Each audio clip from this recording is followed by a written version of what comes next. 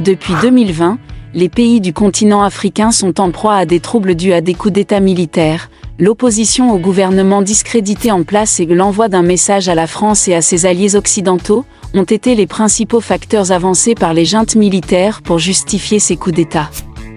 Au 30 août 2023, un total de 6 pays a connu des coups d'État par des juntes militaires et un 7e s'est dessiné le long des frontières du Gabon. Ces coups d'État s'inscrivent dans le contexte d'une lutte d'influence plus large entre l'Occident et la Russie en Afrique, où, selon les experts, la montée du sentiment anti-français a laissé la porte ouverte au Kremlin. Voici les grandes lignes des 7 derniers coups d'État en Afrique, par ordre chronologique, en commençant par le plus récent.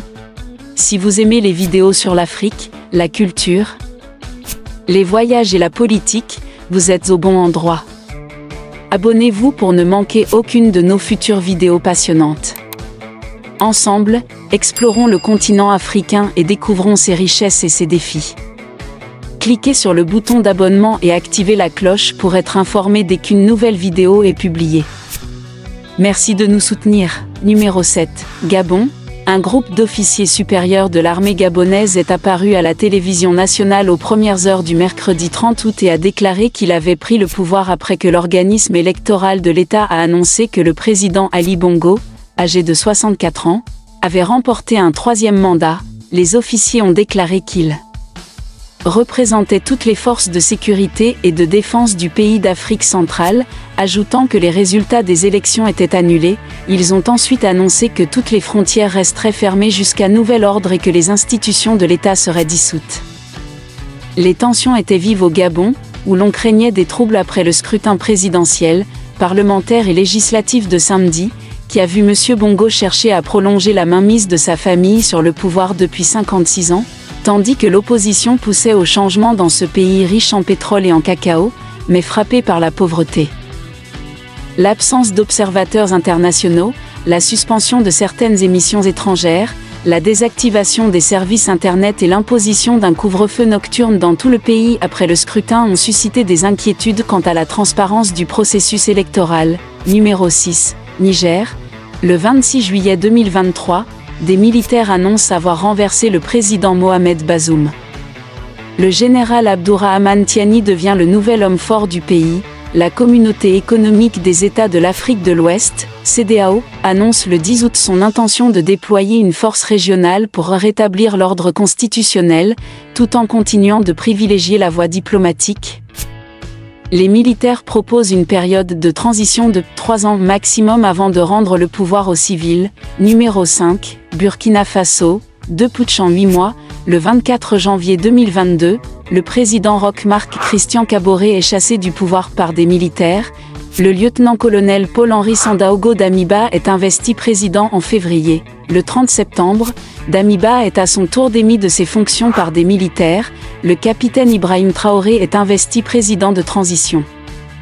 Jusqu'à une élection présidentielle qui était prévue pour ce juillet 2024. Numéro 4. Soudan. Le 25 octobre 2021, des militaires menés par le général Abdel Fattah al-Burhan chassent les dirigeants civils de transition, qui étaient supposés mener le pays vers la démocratie après 30 ans de dictature d'Omar el-Bachir, lui-même destitué en 2019. Depuis le 15 avril 2023, une guerre due à une lutte de pouvoir entre le général Burhan et son ancien second Mohamed Hamdan Daglo a fait au moins 5000 morts dans le pays. Numéro 3. Guinée. Le 5 septembre 2021, le président Alpha Condé est renversé par un coup d'État militaire. Le 1 octobre, le colonel Mamadi Doumbouya devient président. Les militaires ont promis de rendre la place à des civils élus d'ici à fin 2024. Numéro 2. Mali. 2 coups d'État en 9 mois. Le 18 août 2020, le président Ibrahim Boubacar Keïta est renversé par des militaires. Un gouvernement de transition est formé en octobre. Mais le 24 mai 2021, les militaires arrêtent le président et le Premier ministre. Le colonel Assimi Goïta est investi en juin comme président de transition. La junte s'est engagée à rétrocéder la place aux civils après les élections prévues en février 2024. Numéro 1. Tchad. Le 20 avril 2021, le président tchadien Idriss Déby est tué par l'offensive du nord du Tchad, un groupe militaire rebelle initié par le Front pour le changement et la concorde au Tchad, FACT, mettant fin à 30 ans de règne.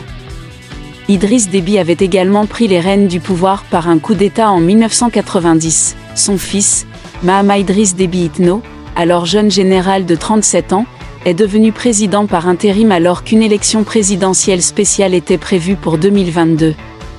Itno a ensuite promis de remettre le pouvoir aux civils par le biais des élections libres et démocratiques, mais il est revenu sur ses paroles en octobre et son mandat a été prolongé de 2 ans. Le régime de la junte a amené des pays à exprimer leurs inquiétudes quant au retard du retour à la démocratie.